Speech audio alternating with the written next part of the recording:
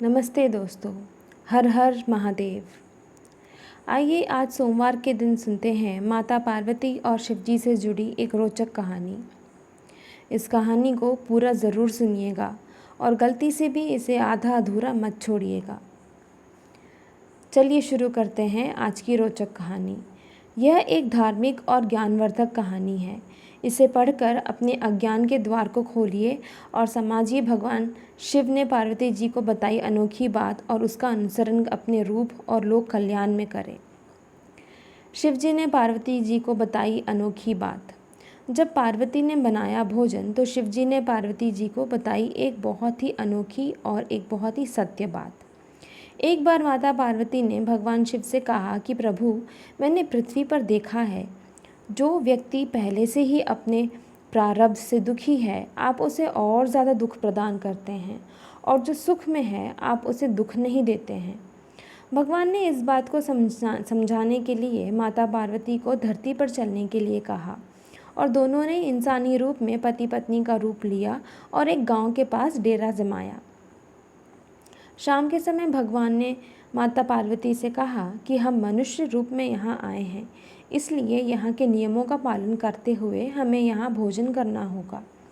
इसलिए मैं भोजन की सामग्री की व्यवस्था करता हूँ, तब तक तुम भोजन बनाने की व्यवस्था बनाओ। भगवान के जाते ही माता पार्वती रसोई में चूल्हे को बनाने के लिए बाहर से ईंट लेने गईं और गांव में कुछ जर्जर हो चुके मकानों से ईंट लाकर चूल्हा तैयार कर दिया। चूल्हा तैयार होते ही भगवान वहाँ पर बिना कुछ लाए ही प्रकट हो गए। माता पार्वती ने उनसे कहा, आप तो कुछ लेकर नहीं आए प्रभु, भोजन कैसे बनेगा? भगवान बोले, पार्वती, अब तुम्हें इसकी ज़रूरत नहीं पड़ेगी। भगवान ने माता पार्वती से पूछा कि तुम चूल्हा बनाने के लिए इन ईंटों का कहाँ से लेकर आई हो?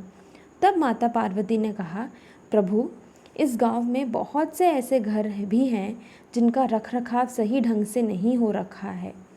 उनके जर्जर हो चुकी दीवार से ईंटें निकाल कर ले आई। भगवान ने फिर कहा, जो घर पहले से खराब थे तुमने उन्हें और ख़राब कर दिया। तुम ईंट उन सही घरों की दीवारों से भी तो ला सकती थी। माता पार्वती ने बोला, प्रभु, उन घरों में रहने वाले लोग ने उनका रखरखाव बहुत सही तरीके से कर रखा है और वो घर सुंदर भी लग रहे हैं। ऐसे में उनकी सुंदरता को बिगाड़ना उचित नहीं होगा। भगवान बोले, पार्वती, यही तुम्हारे द्वारा पूछे गए प्रश्न का उत्तर भी है। जिन लोगों ने अपने घर का रखरखाव अच्छी तरीके से किया है, यानी सही कर्मों से अपने जीवन को सुंदर बना रखा है, उन लोगों को दुख कैसे हो सकता है? मनुष्य के जीवन में जो भी सुखी है वो अपने कर्मों से सुखी है, और जो दुख है वो भी अपने कर्मों की वजह से ही दुखी है। इसलिए हर एक मनुष्य को अपने जीवन में ऐसे ही कर्म करने चाहिए जिससे इतनी मजबूत व खूबसूरत इमारत खड़ी हो जाए कि कभी कोई उसका ईंट भी निकालने का ना सोचे। प्रिय दोस्तों, यह काम ज़रा भी मुश्किल नहीं है। केवल सकारात्मक सोच और निस्वार्थ भावना ही आवश्यकता है। इसलिए जीवन में हमेशा सही रास्ते का ही चयन करें और उसी पर चलें। तो इस कहानी से हमें दो प्रमुख सीख क्या मिलती है? पहली, कि हमेशा अच्छे कर्म करें। दूसरी, जीवन में हमेशा सही रास्ते का चयन करें। ऐसे करने से हम सब पे भगवान शिव और माता पार्वती का आशीर्वाद सदैव बना रहेगा। जय श्री राम।